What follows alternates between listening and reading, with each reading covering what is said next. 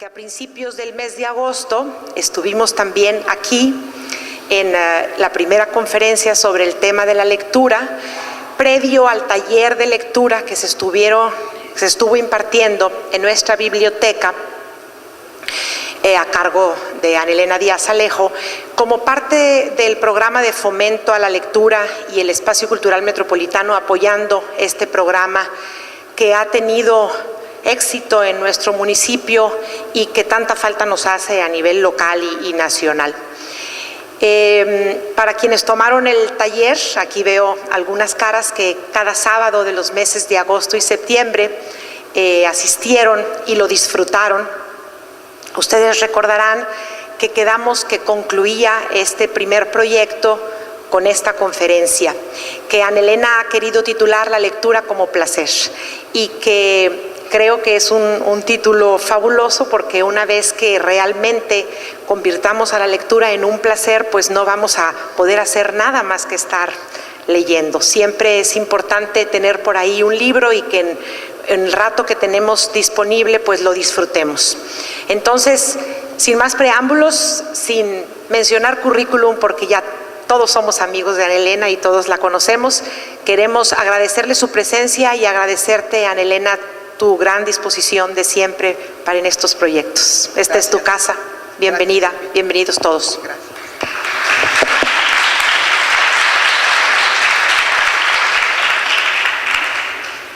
Buenas noches, queridos amigos, que más bien debería decir querida familia, porque los conozco a todos desde hace ya mucho rato y siempre están ahí en esos lugares, siendo tan generosos con su presencia. No sé si se escucha esto bien, ¿sí? Bueno, a la licenciada Elvia Olguera Altamirano, mi agradecimiento por su hospitalidad. Muchas gracias. Como ustedes saben, el título de esta plática es La lectura como placer. Y me gustaría iniciarla comentando la palabra placer, que parece intranquilizarnos tanto y como que cada vez que la mencionamos la asociamos con algo pecaminoso, como si fuera prohibido sentir placer. ¿Quién sabe con qué clase de placeres asociamos esta palabra? Y no sé también qué extraño dominio tiene la palabra placer sobre el lenguaje, que como que de inmediato también nos encaminamos hacia otra palabra fatal: pecado. Y todo el mundo, no sé por qué, le tiene mucho miedo al pecado.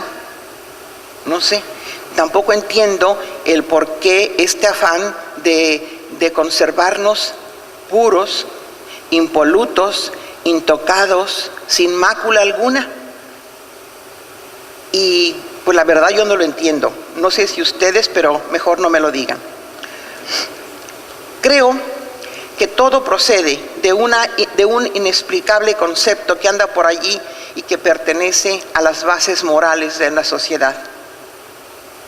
Me refiero al concepto de considerar que no tenemos derecho a la felicidad, que no tenemos derecho al disfrute de la vida, que no tenemos derecho al disfrute de nuestros sentidos.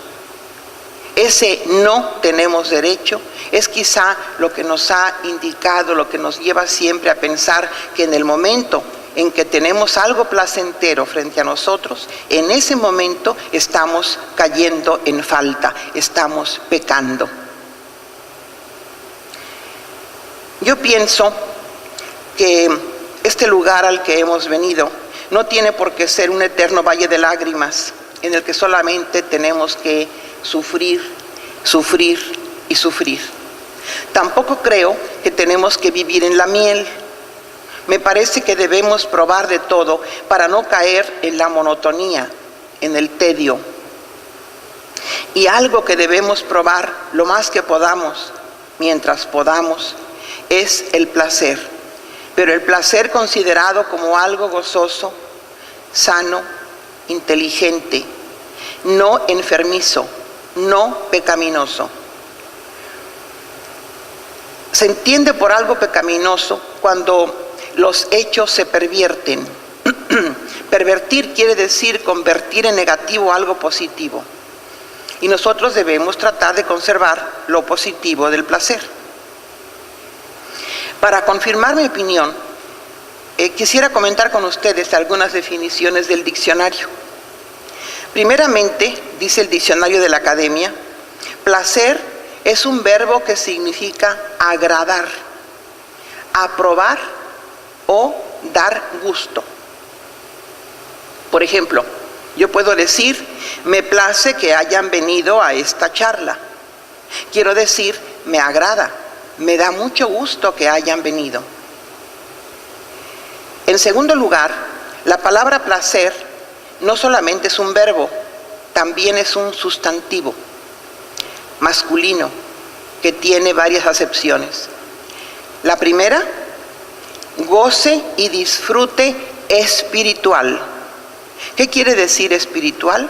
En filosofía podemos considerar que el espíritu es la inteligencia, o sea, nuestra capacidad de lectura, de comprensión de lo que nos rodea. Segundo, satisfacción, sensación agradable, grata, producida por la realización de algo que gusta o complace.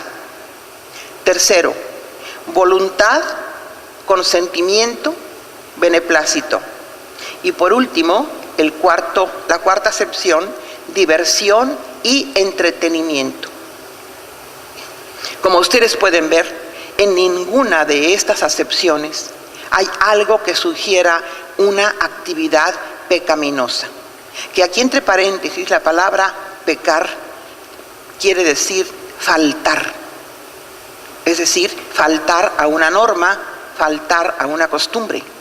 Solamente que le hemos dado una especie de satanización a la palabra pecar. Un pecado es una falta social. Entonces aquí, en estos conceptos que nos da el diccionario, no hay una idea de pecado. A no ser que consideremos que el goce y el disfrute espiritual o las sensaciones agradables producidas por la realización de algo que gusta o complace, definición del diccionario, puedan ser consideradas como pecado, o sea, una falta que afecte la moral establecida.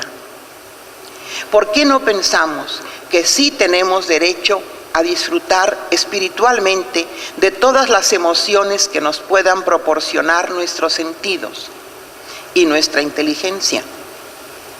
¿No es acaso esta la finalidad de la mística? Llegar al placer maravilloso de la unicidad con la divinidad. Estos son actos placenteros, vividos en el camino de la inteligencia, de la conciencia de cuando realizamos algo que nos place. Ya sabemos que hay muchos placeres y el diccionario, por razones obvias, no nos puede indicar la infinita variedad, porque eso, digamos que es una especie de tarea individual. Cada uno podría tener su propio catálogo. Permítanme algunos ejemplos para deslindar los placeres de los sentidos de los placeres de la inteligencia. Vayamos primero con los sentidos, luego iremos con el ejercicio espiritual. Conocemos los tradicionales 5 sentidos: ver, oír, oler, gustar, tocar. Y digo tradicionales porque yo no creo que el ser humano tenga 5 sentidos.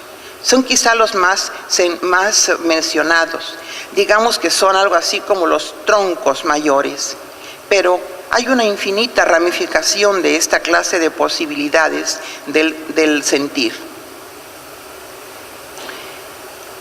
Habrá personas que son buenas con los 5 sentidos. No es usual.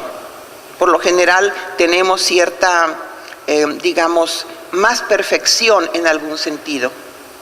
Si alguien es perfecto en su oído, en oler, gustar, tocar, ver, etc., ¡qué maravilla! Así deberíamos ser todos. Pero por desgracia no sucede así. Pero vamos a imaginar que somos digamos, más que aceptables en todos, aunque tengamos cierta proclividad por alguno en especial.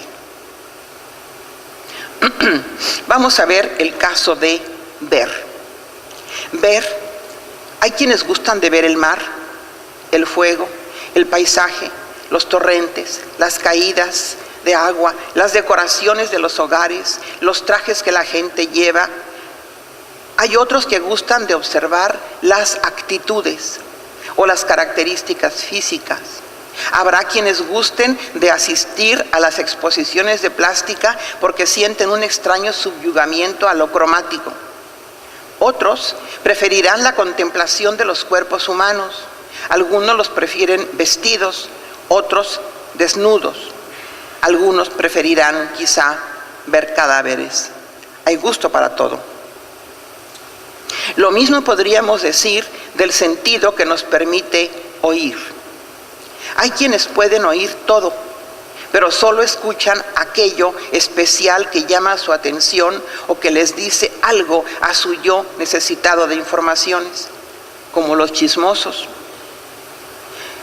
Habrá quienes solo son capaces de escuchar las cosas bellas que les dicen y tienen una maravillosa, pero de veras maravillosa posibilidad de cerrarse a todo aquello que no les es grato. Por ejemplo, los vanidosos. Nada más escuchan cuando les dicen que son guapos. Desde luego hay quienes proceden a la inversa. Siempre escuchan las cosas nefastas, las cosas fatales, las cosas desagradables. Esos son los masoquistas. Habrá quienes son poseedores de magníficos sentidos que aguantan todo y solo quieren escuchar la música ruidosa. Habrá quienes solo prefieren la clásica. Otros prefieren una barra mayor para luego tomar su propia decisión. ¿Y qué me dicen del sentido que nos permite oler? Algunos prefieren solo oler perfumería finísima. Otros disfrutan más el pachuli y mientras más fuerte, mejor, como en el caso de los quesos. Hay quienes necesitan que la comida tenga aromas fuertes, que el bouquet del vino se desparrame en la mesa, que la casa se inunde con el olor de los postres. En cuanto a olores, cada quien decide qué cosa más le puede gustar. ¿Y cómo andamos del gusto? ¿Qué nos gusta probar con la lengua? Aquí prefiero no poner ejemplos porque los que ustedes propongan serán indudablemente mucho más interesantes que los que yo traigo aquí. Pero no hay nada mejor que imaginar. Ustedes pueden imaginar lo que quieran con cada uno de los sentidos. La única condición es que no se pongan límites. Nuestra imaginación nunca debe ser limitada. El último de los sentidos oficiales es el de tocar, el tacto. Es decir, es un sentido que nos ofrece por medio del contacto con lo que sea, una experiencia riquísima que se dispara hacia otros sentidos. Por ejemplo, ¿qué sentimos cuando tocamos la superficie de la madera ya tratada? ¿Tendrá alguna diferencia con la corteza de un árbol? Esa que cuando ponemos la mano, cuando abrazamos a un árbol, sentimos su savia, sentimos su pulso. ¿Qué diferencia hay cuando tocamos la seda de la pelambre de nuestro gato? O cuando nos gusta quizá ir a tocar una iguana. Hay diferencias y evocaciones.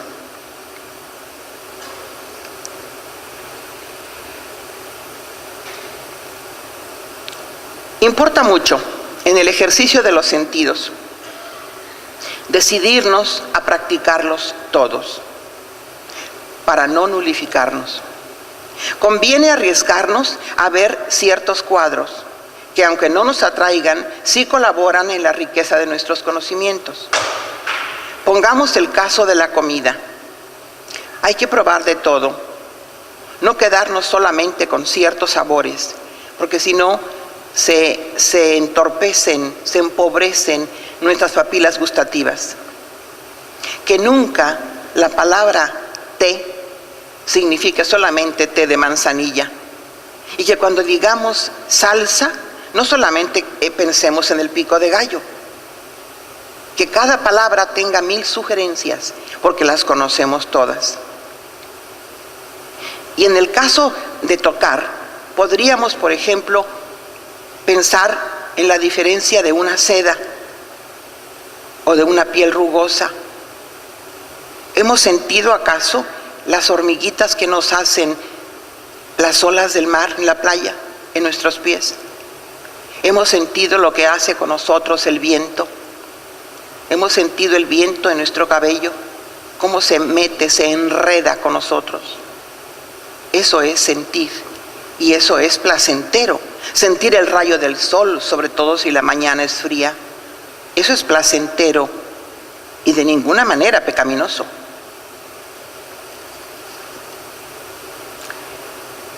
Es obvio, queridos amigos, que esta plática va dirigida a quienes saben hacer uso de libertad absoluta, a quienes saben que tienen los sentidos para usarlos y por eso los ejercitan.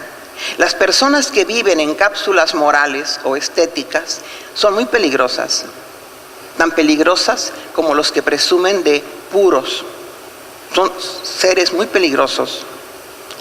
Yo me permito llamar a estas personas avaras o tacañas, porque ¿qué podemos esperar de una persona que ni siquiera es capaz de darse un pequeño gusto con sus propios sentidos? Yo creo que no podemos esperar nada.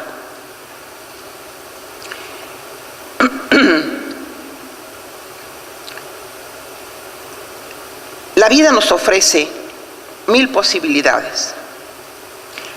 Somos nosotros los que vamos a construir nuestro catálogo sensorial, según, naturalmente, nuestro metabolismo, según nuestra historia personal, según nuestra educación y según las experiencias que tengamos y la posibilidad de las experiencias. Pero nosotros lo construimos. La vida nos las ofrece.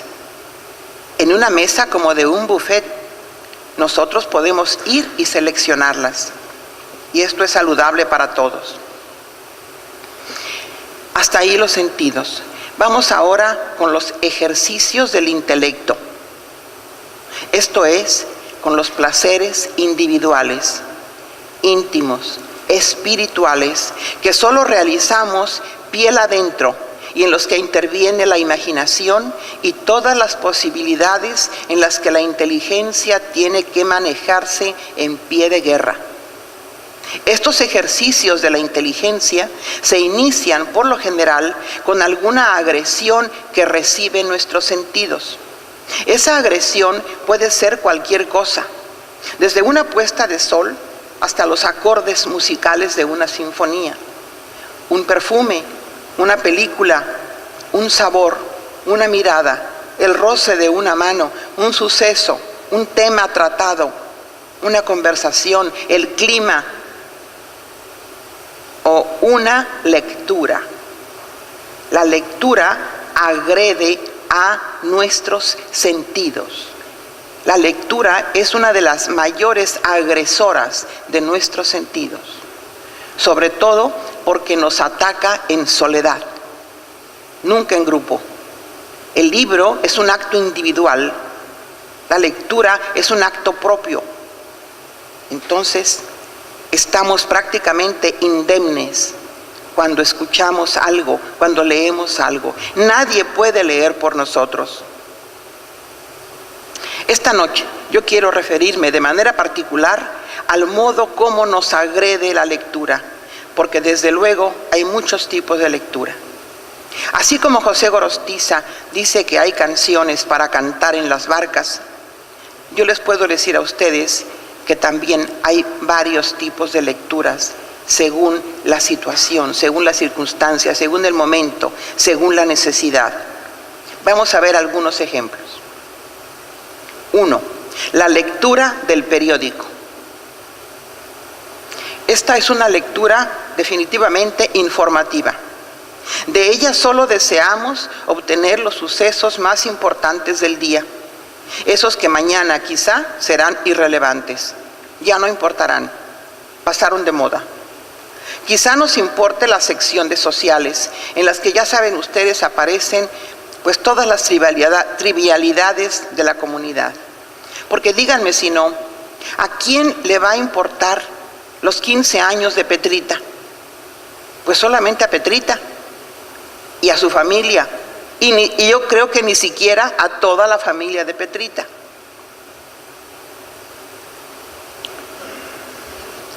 También hay devociones. Por ejemplo, hay quien lee el periódico por consultar el obituario. Se trata de cierta morbosidad para ver quién se nos adelantó. No veo el motivo para hacer esto, pero bueno, estamos ante algo que todos conocemos. Somos seres mortales y nos tenemos que morir. ¿Y qué importa que unos vayan antes o después? Esto no es como la entrada al teatro, que hay que ir a ganar asiento. Hay quienes también se interesan en el periódico porque son flojos de pensamiento y entonces no quieren pensar, no quieren tomar decisiones. Saben que sucedió algo y prefieren, en lugar de verlo, prefieren que sea su reportero preferido el que les diga lo que sucedió y qué significa. Como que eso da una especie de flojera intelectual. Esperan a que fulanito de tal les diga por la televisión o por el periódico lo que ha sucedido. ¿Cuál es entonces la importancia de leer el periódico? Además de las informaciones y todo esto. Pues nada, que nos permite una conversación a la hora del café, del desayuno o de la media tarde con los amigos. Por supuesto, en el hipotético caso en que pues vayamos al café, tengamos con quién desayunar o que tengamos amigos para la media tarde. En el caso del periódico, tenemos otra clase de lectores. Los que leen el horóscopo y tienen que esperar a que su astrólogo de confianza les diga de qué color deben vestirse, porque si no les va a caer un rayo. Porque como hoy es miércoles o como hoy es lunes, hay que vestirse de X color o no hay que mirar para tal lado, en fin. Vayamos mejor con el segundo tipo de lectura. La lectura profesional. Es la que tiene que hacer obligatoriamente el científico, el abogado, el médico, el historiador y todos los profesionistas que se nutren de la información que aparece en libros y revistas de su especialidad. Estas lecturas son necesarias para que el interesado en ellas esté actualizado en los temas que lo ocupan. Se trata de lecturas que satisfacen una necesidad laboral. La necesita el médico para estar al día en los problemas de salud, el abogado para conocer las decisiones legales de algunos casos que maneja, el contador para conocer las aplicaciones que debe hacer a sus clientes. Es decir, son lecturas instrumentales, tan importantes como las que maneja el electricista, el plomero, el carpintero, para realizar eficazmente su trabajo. Debemos considerar a estas lecturas como material de trabajo, aunque ciertamente hay profesionistas que sienten una gran alegría, un gran placer cuando encuentran un dato que han estado buscando. Y sienten placer porque eso significa que han vencido un obstáculo. Y sentirnos vencedores es algo muy agradable. Pero no dejan de ser lecturas obligatorias, las que nos exigen deberes. Son los libros que tomamos por obligación. Yo imagino y comparo a estas lecturas con el matrimonio. Todas las actividades matrimoniales se realizan, yo creo que en un 99% por obligación matrimonial, por obligación jurídica. Mejor no hablemos de ello, ¿verdad? El tercer tipo, la lectura de coqueteo. Esta lectura la practicamos todos. La lectura de coqueteo es aquella que realizamos mientras esperamos en el consultorio del dentista el momento de ser recibidos. Es la que hacemos en el autobús mientras nos desplazamos hacia la oficina o hacia nuestro hogar. Son esas lecturas que sabemos bien que no son particularmente importantes, porque no las hacemos con ninguna formalidad. Las hacemos por probar, por pasar el rato, para no aburrirnos. Estas lecturas son como las aventurillas o los coqueteos que nos permitimos de cuando en cuando, aunque estemos comprometidos fielmente en una saludable relación de pareja, pero que nos cae bien para salir del tedio. Y esto lo hemos practicado absolutamente todos los aquí presentes, no me dejarán mentir, ¿verdad que no? Todos lo hemos hecho, todos.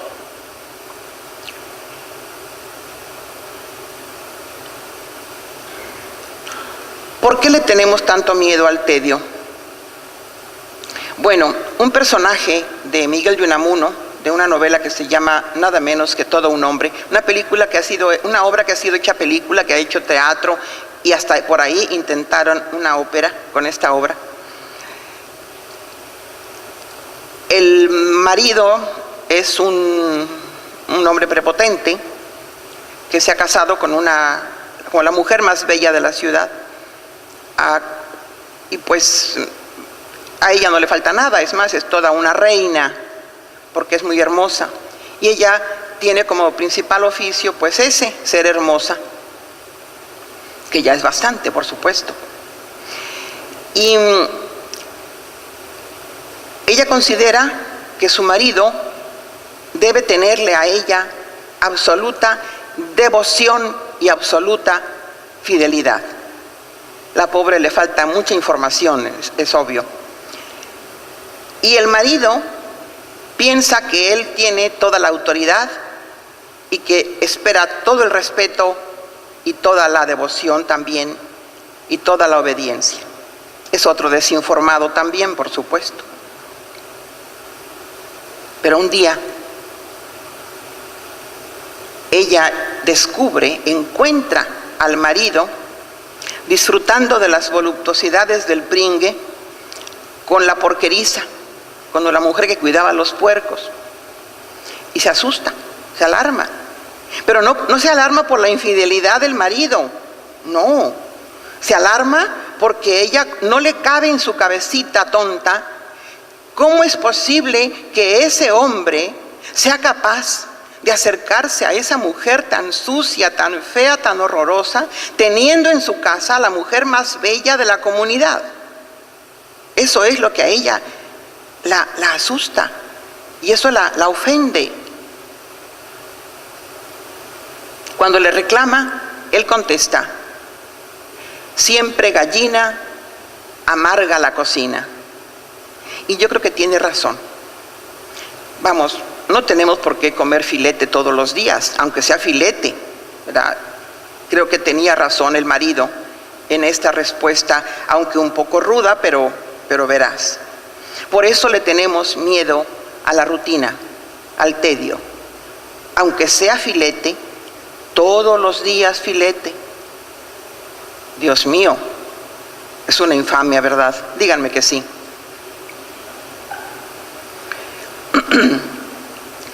Bueno, aunque hay muchos tipos de lecturas más, hoy me quiero detener en un cuarto tipo, el de la lectura que no realizamos por placer, en la lectura que no realizamos para resolver problemas profesionales, en la lectura que no hacemos para coquetear con las páginas en un consultorio médico.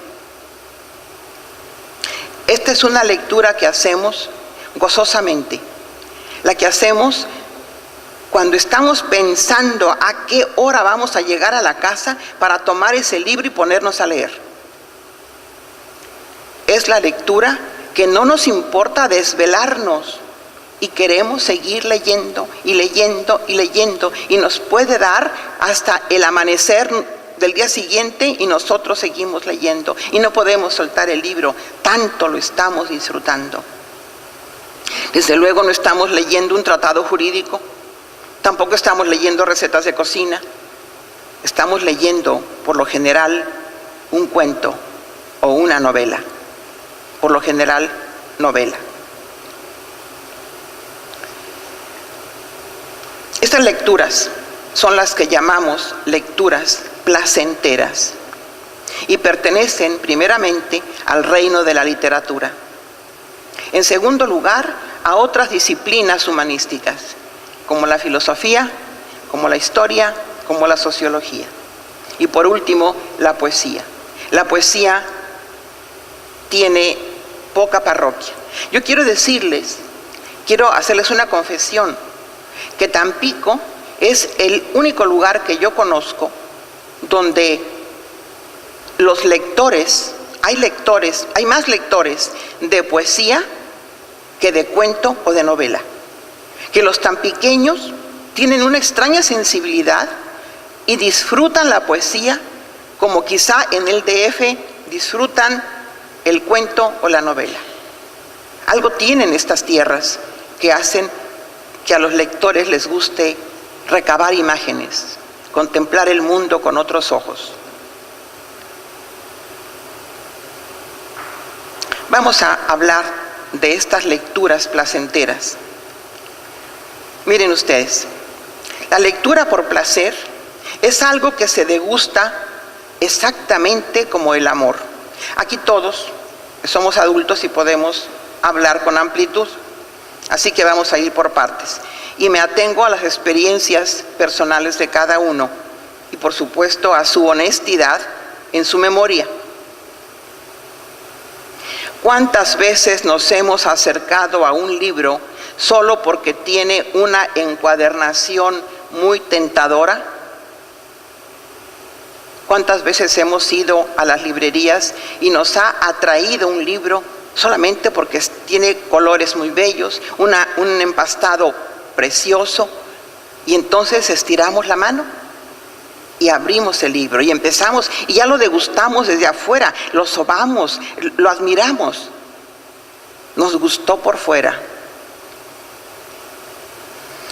De la misma manera que hemos iniciado alguna relación solo porque hemos visto que alguien tiene ciertas características físicas y tiene muy buena percha y muy buena ropa encima y muy buena apariencia, exactamente como el libro.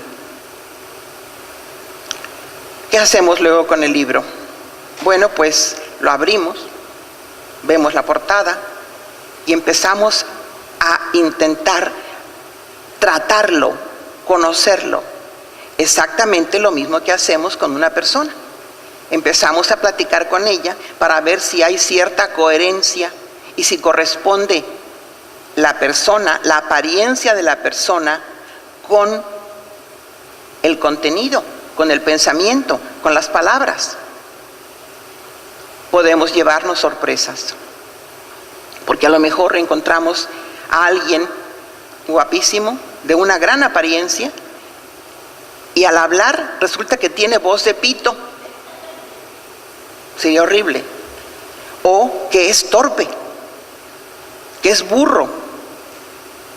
Entonces no podemos alternar con él y nos sentimos incómodos. Igual que nos pasa con un libro. Vemos que está hermoso el libro y lo abrimos y nos damos cuenta que es pura paja lo que tiene ahí, que en la tercera página queremos abandonarlo. ¿Qué hacemos? Mi consejo estrictamente académico es que dejen el libro en su lugar y que no lo compren, porque si lo compran, corren el riesgo de invertir mal su dinero y los tiempos son difíciles, no puede uno darse esos lujos de tirar la lana así tranquilamente, porque si no, van a llevarse un disgusto que puede durarles quizá horas, quizá semanas o quizá años para ver cómo se deshacen de aquella porquería que tenía solamente muy buena apariencia.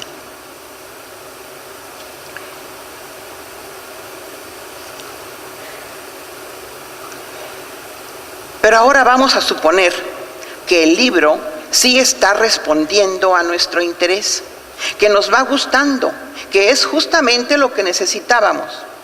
Bueno, esto ya es otra cosa. Ahora empieza el saber leer verdaderamente, que es como saber hacer el amor. No podemos echarnos el libro en la librería, por muy pequeño que sea. Tenemos que llevarlo a casa. Ya que nos va gustando, hombre, pues degustémoslo con lentitud. Hay que saborearlo palabra por palabra, idea por idea, porque todos sabemos que lo más importante en una relación, tanto de lectura como personal, sobre todo si tiene pretensiones eróticas, lo que más importa es el escarceo amoroso. ¿Recuerdan? Hagan memoria. Todos sabemos que es un escarceo amoroso. Es el acercamiento que se va intentando en una pareja. Es el primer acercamiento. No hablo de los acercamientos de una pareja casada y que tiene 25 años de matrimonio. No, hablo de esa primera vez que nosotros tenemos una experiencia física. Y que por lo general estas experiencias físicas son en el 90% espeluznantes. Son a veces fraudulentas y en muchos casos pues se comete hasta ridículo. Pero para eso está una segunda vez. Para eso hay una tercera, una cuarta, una quinta y todas las que ustedes quieran, hasta que nos convirtamos en expertos. Exactamente como cuando leemos un libro. La primera vez no sabemos ni por dónde tocarlo, qué debemos leer primero, si debemos ir al índice o no, si debemos leer despacio, si podemos leerlo en el camión. ¿Qué hacemos? Si nos lo llevamos a casa y lo leemos cuando estemos solos, o si lo leemos en cualquier esquina. Esto lo vamos aprendiendo con la lectura constante, con la experiencia. La experiencia está fundamentada en el hacer y hacer y hacer hasta que seamos expertos. Nunca podremos disfrutar de ningún sentido si no los ejercitamos. La lectura no es otra cosa más que el acceso permanente de nuestras ideas hacia campos distintos y también el permitir que esas ideas nos penetren, abrirnos con toda la serenidad, con toda la capacidad de relajamiento posible para poder comprender lo que estamos recibiendo, exactamente como un acto carnal.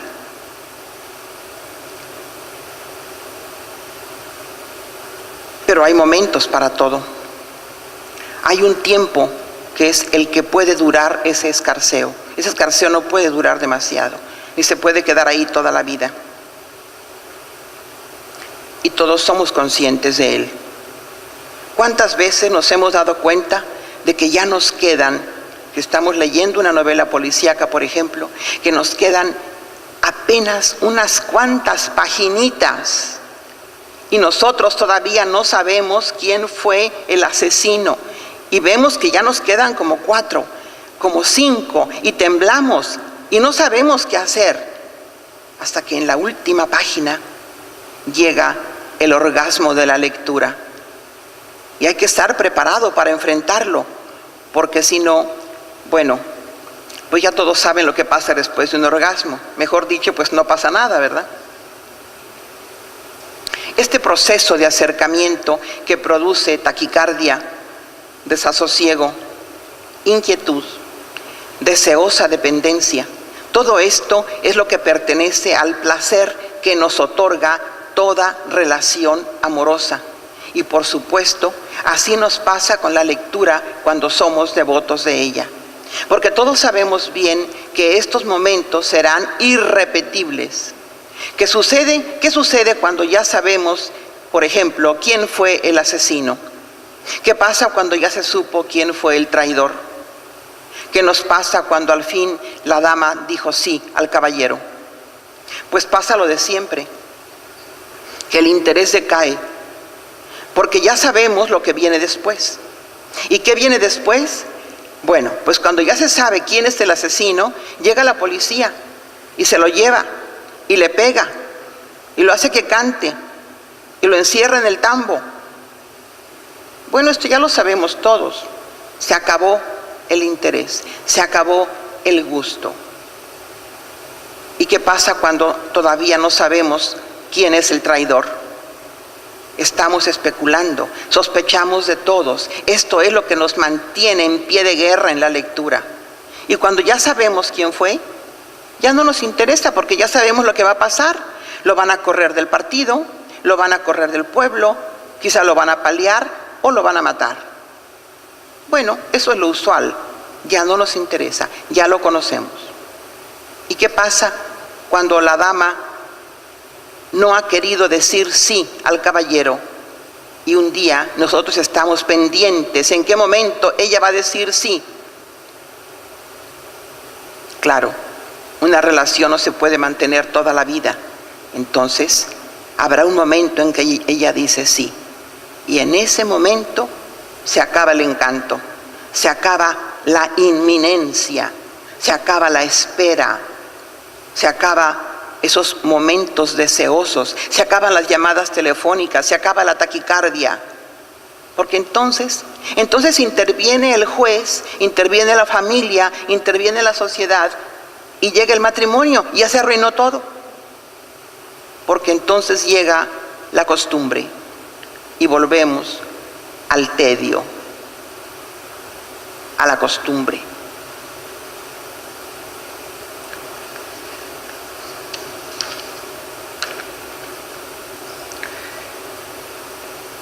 Bueno,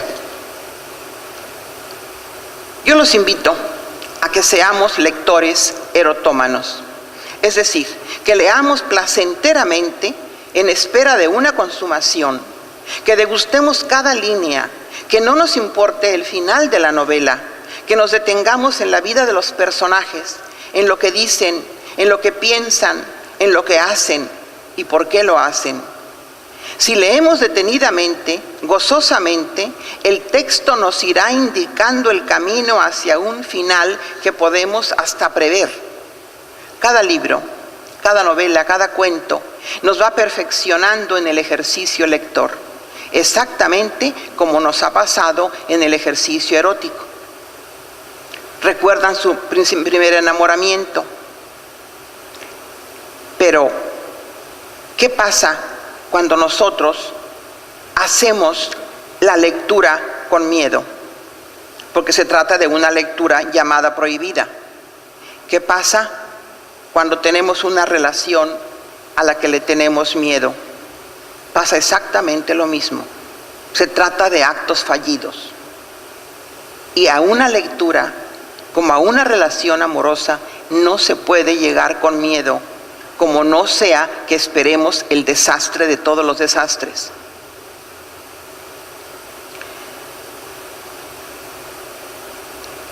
Vamos a ver qué es lo que podemos obtener como lectores de novelas o de cuentos.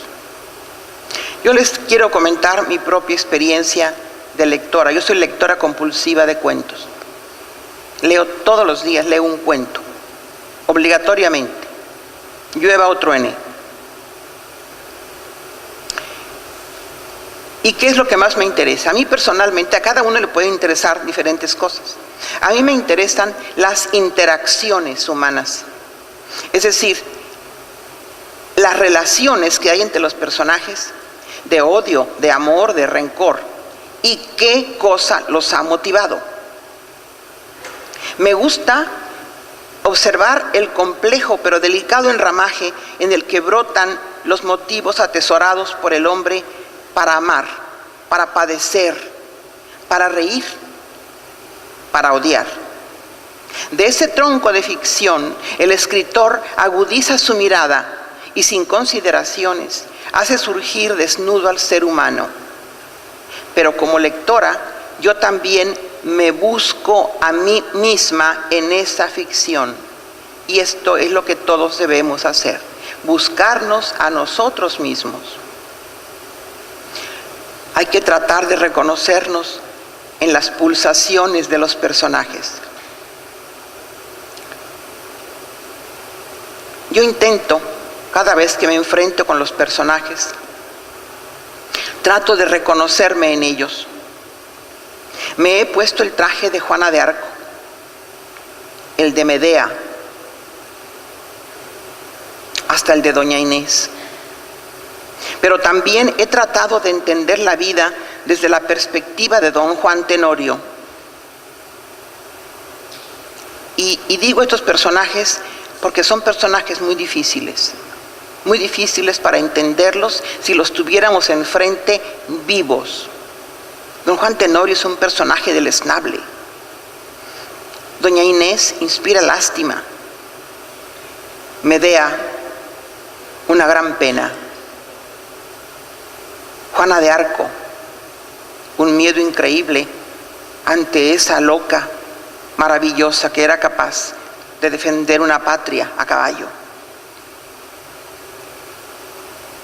También me he cruzado las cananas de Demetrio Macías, el magnífico personaje de Los de Abajo, de Mariano Azuela.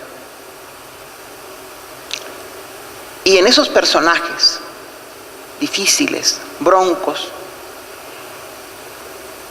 yo trato de comprender, de entender mi ignorancia, la acepto, pero también veo en dónde he tenido, aunque sea destellos de sabiduría.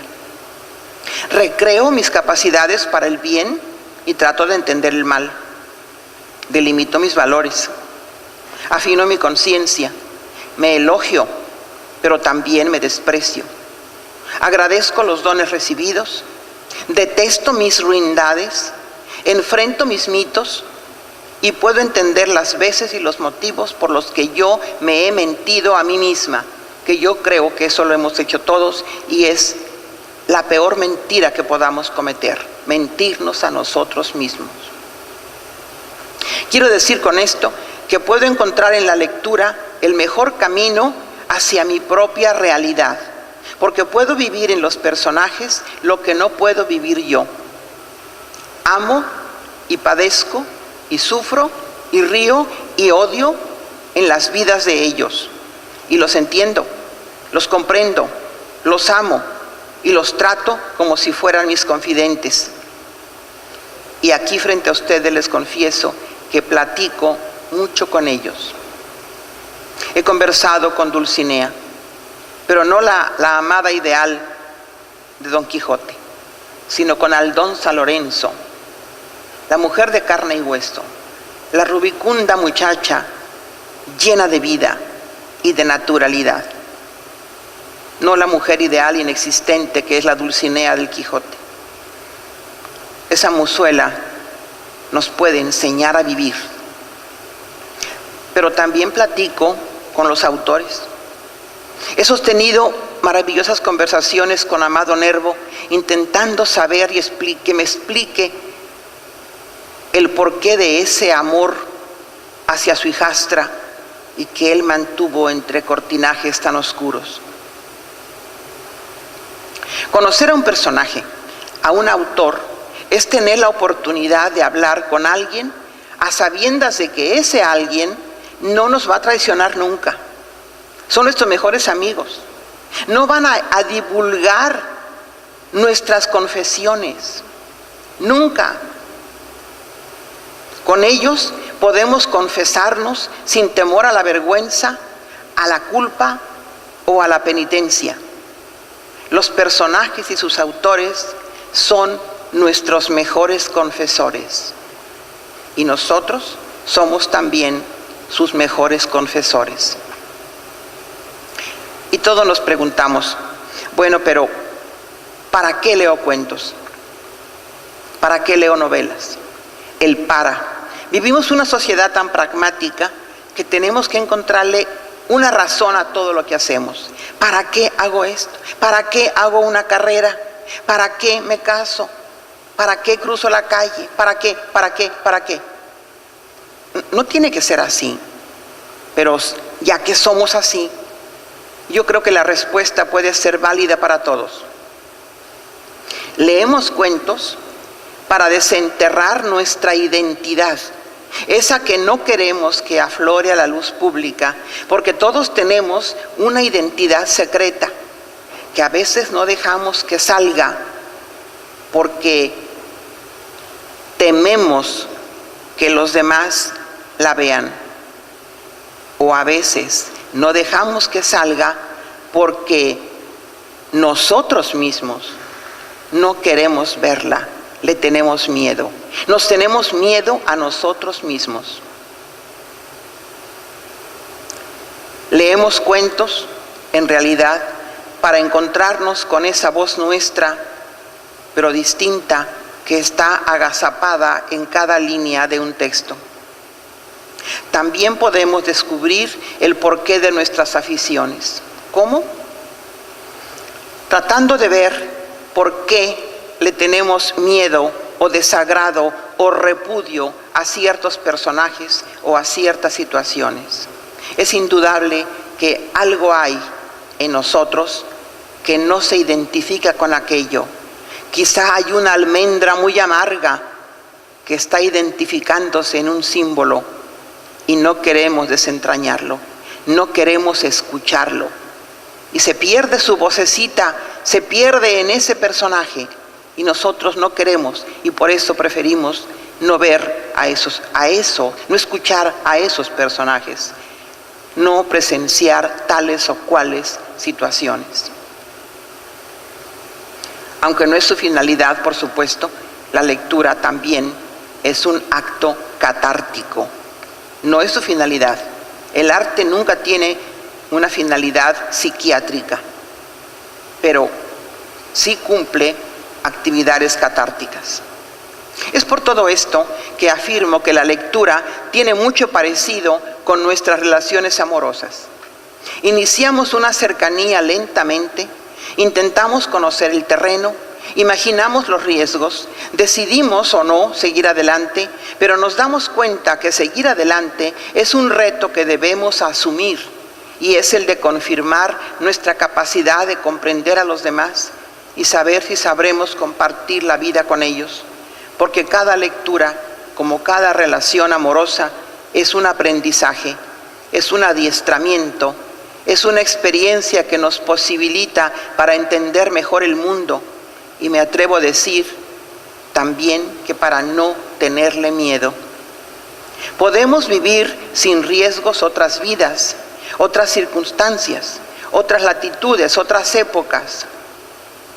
Y aunque no hayan sido nuestras, como no son nuestras ninguna de las relaciones que han pasado por nuestra vida, sí habremos obtenido de ellos una certeza, un conocimiento, un mundo distinto, y lo hemos tenido a nuestro gusto. Nosotros lo hemos elegido. La ventaja de la lectura es que es un acto individual, íntimo, en el que nosotros somos nuestros propios retadores. No ofrece pérdidas, solamente nos da ganancias. Las de nuestra mejor manera de entender el mundo, la de nuestro mejor modo de comprender a los demás, que es un modo también de comprendernos a nosotros, de vanagloriarnos por nuestros hechos, de reconsiderar nuestros errores, de perdonarnos y de corregirnos. Yo los invito a leer con placer, con gozo, con amor, con pasión. Muchas gracias.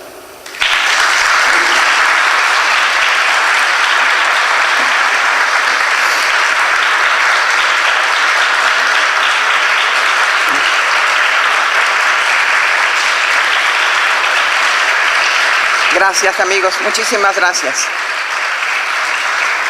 Quisiera preguntarles si desean que abramos un debate, una conversación, algunas dudas, preguntas. No quiere decir que yo las vaya a resolver, pero si ustedes las externan, ya es bastante. ¿Alguna pregunta? ¿Alguna observación? ¿Alguien no está de acuerdo? Que eso me encantaría. ¿Sí? Teo.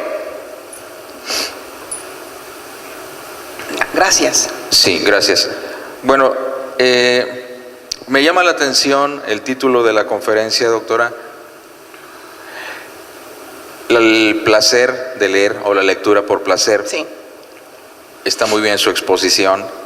Y me queda bien claro que lo que hoy vinimos a aprender aquí, como una necesidad del espíritu de alimentarse a través de la lectura, debiera ser del conocimiento de todos los maestros, no solamente de literatura en las escuelas, sino de todos los maestros que tienen bajo su responsabilidad la guía de las generaciones jóvenes, de los niños. Me preocupa, desde hace un tiempo traigo esta preocupación, no sé cómo hacerle entender a los maestros que parece ser que nos han enseñado que es un castigo escribir, que es un castigo leer, y nos imponen la tarea, nos imponen de tarea como un castigo. Me lees este libro, te aprendes la lección, me das la clase, haces tantas páginas de tu cuaderno escribiendo esto, debes escribir con buena letra, legible, debes usar el diccionario. Nos imponen deberes, y así se les llama, deberes, cuando creo que los niños deben ir a la escuela con la idea de que van a aprender algo, van a ser mejores, se van a convertir en personas, que los niños salen de su estado salvaje y primitivo, individualista, como el rey del hogar, a ser un parte de una comunidad, y que hay muchas comunidades y que estamos cubriendo el planeta como comunidad, y que debemos de conocer precisamente lo que los filósofos dicen: quién soy, qué hago aquí, a dónde voy. Me dicen que mi obligación en este mundo es buscar mi felicidad, y me pregunto dónde está mi felicidad, y ya me dijeron que es la felicidad del otro. Si yo hago feliz al otro, automáticamente yo soy feliz. Y solamente cuando lo experimentamos nos damos cuenta de una gran verdad, de un principio. Y ahora debería estar de moda el recuperar los principios y darnos cuenta que por sí mismos tienen valor, y que los principios por sí mismos son valores, y no confundir a la gente separando los principios y los valores. ¿Sabes, Teo? Yo creo que lo que sucede es que hemos vivido una educación muy automatizada, y se considera que es una especie de obligación, de deber, el que nos eduquemos. Y no llegamos a la educación por amor, por gusto. Pero, y creo que no vamos a mejorarlo ya, lo veo difícil, porque cada vez somos más pragmáticos, más técnicos, la tecnología nos invade. Ya es muy difícil que alguien se sepa las tablas de multiplicar, ni tiene caso que te las aprendan, porque basta con que toquen una calculadora, las tareas, en fin, es internet todo. Se ha ido perdiendo el desarrollo de nuestra inteligencia, de nuestro cerebro. Yo creo que sí necesitamos una campaña, y para eso están los medios, una campaña importante para que volvamos al amor, a la lectura. Y cuando digo amor, me refiero a una especie de conciencia gozosa de que debemos cultivarnos, pero no como tú dices, no como castigo, sino como algo verdaderamente grato, y que nos va a dejar unos réditos maravillosos de beneficios. Esperemos. Tenemos que ponernos de acuerdo en muchas cosas, Teo. ¿Sí? Bien, gracias. ¿Alguna otra persona? No me digan que ya nadie quiere decir nada, por favor. Alguien diga algo. Sí. Señor Villela. Pues como dijo mi tía Chabela, pues ¿qué hago? Pues qué, a ver. Pues sí. Yo quiero decir, Ana, que me regocijo haber dejado lo que estaba haciendo para venir esta noche a este recinto. Retírate un poco más Sí. para que te escuche mejor. Para Sí, venir a este gracias. recinto aprendí bastante. Yo tenía una idea, o tengo la idea, de lo que es el placer y lo que es la felicidad como corrientes filosóficas. Una es el hedonismo, propiamente dicho, que es el placer, y la otra es el eudemonismo, que atiende a la felicidad pura. No se tocó absolutamente nada de eudemonismo, pero sí vi otra vertiente referente a lo que es el hedonismo, y vi las variantes y vi la clasificación que has dado por cuanto hace a esa extraordinaria conferencia didáctica que nos has dado esta noche. Yo te felicito. Oye, gracias, Juan José. Bueno, lo que menos he pretendido es que sea didáctica, porque cuando una conferencia la calificamos de didáctica, pues ya le damos en la torre, porque eso más bien lo dejamos para el salón de clase. Bueno. Digamos que en una conversación siempre aprendemos todos algo. Bueno, ¿verdad? esto es bueno, ¿verdad? Porque fue lo que tú dijiste, que lo que querías, no el debate. Entonces, para mí en lo particular, aprendí. ¿Sí? Bueno, eso es porque llegas con esa voluntad. Y vi otro aspecto del hedonismo. Sí. Sí, otro aspecto Sí, totalmente, y muy bien diseccionado Sí. ¿Tú estás de acuerdo con lo que dije? Totalmente. Sí, qué bueno, ya eso es bastante. Muy Totalmente. bien. Gracias, Juan José. Gracias. Muchas gracias. ¿Alguien más, por favor? ¿Por qué los noto medio frillones? A pesar de que mis comparaciones no eran precisamente de esa temperatura. A ver. Sí, bueno, yo quiero agradecerte el que me hayas dado una razón más de por qué leer, ¿verdad? Sí, he sí. encontrado muchas, he planteado muchas a quienes me rodean, pero me has descubierto una totalmente nueva, ¿no? Encontrarme a mí misma, me ando buscando ahí entre los personajes. Tu charla me ha traído muchísimas imágenes, el placer, he redescubierto el placer en cuanto estabas hablando, ¿no? Y bueno, quiero agradecértelo, me encanta haber venido aquí también, comparto contigo todo, ¿verdad? Lo del matrimonio fundamentalmente. Estamos de acuerdo en eso, ¿verdad? Sí, yo sabía. Muchísimas gracias. ¿Quién más? Allá, un caballero.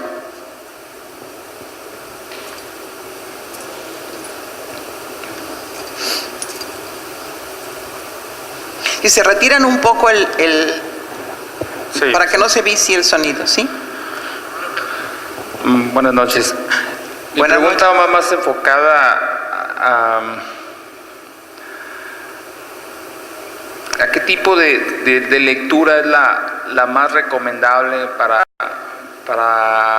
determinada persona. Aquí quiero llevar con eso. Hay personas que leen y prácticamente lo que el autor le dice lo consideran como un hecho, como algo verídico. Bueno, mira, yo he hablado... ¿En qué condiciones deberíamos estar el lector para realmente aprovechar lo que el autor nos quiere decir y que nosotros mismos demos la interpretación adecuada? Bueno, de la lectura que yo me he enfocado hoy es la lectura placentera, o sea, no la del periódico, no la de coqueteo, no la de la informativa, la profesional, sino esa lectura gozosa que hacemos y que nadie nos va a pagar por ella y que no tenemos obligación de hacerla, que lo hacemos por gusto, para disfrutarla. Eso es lo que a nosotros nos importa, esa es la lectura placentera. Ahora, ¿en qué condiciones debemos estar? En las mejores condiciones. Mira, por eso, y vuelvo al ejemplo, como cuando vamos a hacer el amor, tú no vas a ir con límite de tiempo, ¿verdad? Vas en las mejores condiciones, no cuando te acabas de bronquear con alguien a moquetes en la esquina, ¿verdad? Que estás así temblando de rabia, no cuando tienes problemas económicos serios, no cuando acabas de tener alguna dificultad de carácter existencial, no. Tenemos que estar en las mejores condiciones, en serenidad de espíritu, estar hasta bien aposentados en un bonito lugar donde podamos disfrutar, en un sitio nuestro donde no dispongamos del tiempo necesario y no seamos interrumpidos, donde no haya nada que agreda nuestra intimidad con la lectura. Eso es necesarísimo. De otra manera, se te va a arruinar la lectura. Una lectura gozosa no la podemos hacer en el camión. Mira, yo hice toda mi carrera leyendo en los camiones, pero lo que yo leía era lectura de trabajo, lectura escolar. No me lo van a creer, pero yo leí Al filo del agua de Agustín Yáñez, que tiene como 400 páginas, en una noche, porque tenía que rendir examen al día siguiente. Ya se imaginarán qué clase de lectura habré hecho. En una noche me leí la novela. Leí en los camiones. Me eché a Kant, a Marx en los tranvías. Pues sí, pero eran lecturas de trabajo. Pero soy incapaz de leer a Horacio Quiroga en un camión. Yo no puedo leer a Borges en un consultorio médico. Yo necesito estar sola. Y emocionalmente me tapo las orejas para no escuchar el teléfono ni la puerta. Yo estoy con Borges, estoy con Amado Nervo. No puedo faltarles al respeto y decir, aquí te quedas, voy a abrir la puerta. Nunca. Yo necesito tener una cápsula de intimidad para poder leer, particularmente a los poetas. Porque los cuentistas necesitan mis 20 sentidos. Los cuentistas, porque todo está funcionando, son maestros del lenguaje, son maestros de las estructuras. Pero los poetas me dan imágenes, emociones, sensaciones, y necesito tener todos mis sentidos alertas para poder disfrutarlos. Y cuando leo, es como si yo invito a mi alcoba o a mi estudio o a mi biblioteca. Si invito a un escritor, no le puedo faltar al respeto. Necesito estar en intimidad con él, escuchándolo con atención, aprendiendo. ¿Sí? No sé si esto responde de alguna manera. En parte, solo que me queda la duda, ¿hasta qué grado es normal que una persona se adentre tanto a un personaje que luego piense que llegue a ser como él? No estamos hablando de casos de locura. En el caso de conocer un cuento y identificarse con algunos sentimientos de amor, de odio, como decías, y de sentirte parte del cuento, ¿en qué momento se puede decir que alguien ya está saliéndose de la realidad, verdad? Porque hay gente que se posesiona incluso de los personajes y... Sí, pero esos ya son casos patológicos. Yo no me refiero a eso, sino que nosotros debemos, como lectores, debemos tener la capacidad suficiente para estar cerca de un personaje, entenderlo, comprenderlo y ver el mundo desde su punto de vista, y luego salirnos de él y ver el mundo desde el punto de vista del otro y del punto de vista de cada uno, ¿sí? Pero sin extremos patológicos, digamos, simplemente con capacidad crítica para poder comprenderlos. Y sin fobias tampoco, porque hay personajes que no nos agradan, no vamos a odiarlos, ¿sí? ¿Alguien más por ahí? ¿Sí? Buenas noches. Mi pregunta es, ¿cuándo cree usted que termina el placer de hacerle el amor a un mismo libro, si es que termina? Por supuesto que sí, si tienes la imaginación suficiente, porque si no te quedarías como en el caso del Don Juan. Don Juan Tenorio, es un personaje lamentable, es un enfermo sexual, es un enfermo tan terrorífico que no puede hacer el amor 2 veces con una mujer, porque es un inmaduro. Es incapaz de hacer el amor 2 veces con una mujer. Para poder funcionar como hombre, Don Juan necesita un estímulo muy importante, que es la novedad de otra persona. Y lo mismo pasa con la lectura. Nosotros podemos leer un libro cuando tenemos, por ejemplo, 20 años, y luego volver a leerlo cuando tenemos 25, el mismo libro, nosotros ya no somos los mismos. Nos va a dejar diferente información, diferente experiencia. Y si lo volvemos a leer a los 30, y a los 40, y a los 50, los libros se van enriqueciendo. Nos pasa exactamente lo mismo que con los poetas. Cuando leemos, por ejemplo, Amado Nervo, y tenemos 15 años, nos deshacemos en miel. Cuando tenemos 20, nos empieza a dar risa. Cuando tenemos 30, empezamos a cuestionar Amado Nervo. Y cuando tenemos 70, entonces, bueno, yo tengo 72, cuando tenemos 70, entonces podemos decirle: oye, Amado Nervo, tú la regaste, estás mintiendo en esto, te equivocaste en aquello. ¿Por qué lo podemos hacer? Porque tenemos la experiencia de haberlo leído una y otra vez, y tenemos la experiencia de nuestra propia vida, y entonces ya podemos hablar con él de tú a tú, cosa que cuando tenemos 15 años, pues imagínense, ¿cómo vamos a hablar con Quevedo cuando tenemos 15 años? Pero cuando ya hemos leído a varios poetas, ya podemos hablar con Quevedo, y con Cervantes, y con Carlos Fuentes, y con Juan Rulfo, y preguntarles, inquirirles, cuestionarlos, agredirlos, y decirles: explícame, porque yo no estoy de acuerdo con esto que hizo este personaje, explícamelo. Y podemos hacerlo desde nuestra experiencia de lectores de una obra. Claro que se puede leer un libro muchas veces. Si no fuera así, el matrimonio no existiría. ¿Sí? ¿Alguien más? ¿Sí? José. Aporto algo donde ya no hay nada que aportar. Resuelvo una frase. Curso. Pobre es el hombre. Los placeres dependen del permiso de otros.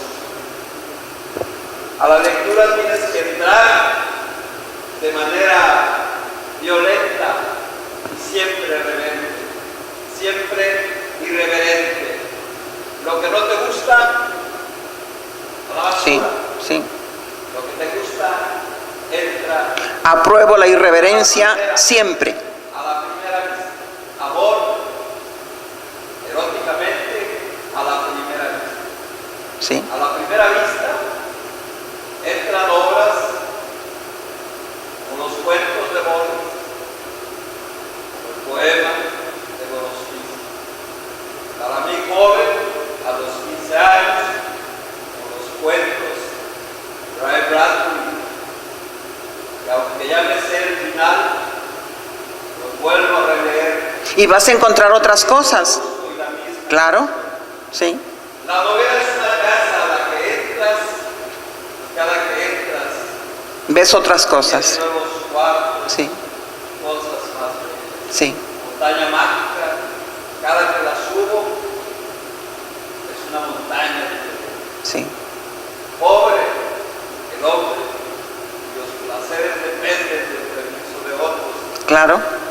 Placer, pecado, lo llevamos en la misma piel, con las caras de una misma. Cierto, José, cierto. Muchas gracias. Sí, es indudable que cada lectura nos va permitiendo, como cuando hacemos una visita, ir conociendo más a una persona, ir descubriendo más cosas, bajando a niveles más profundos.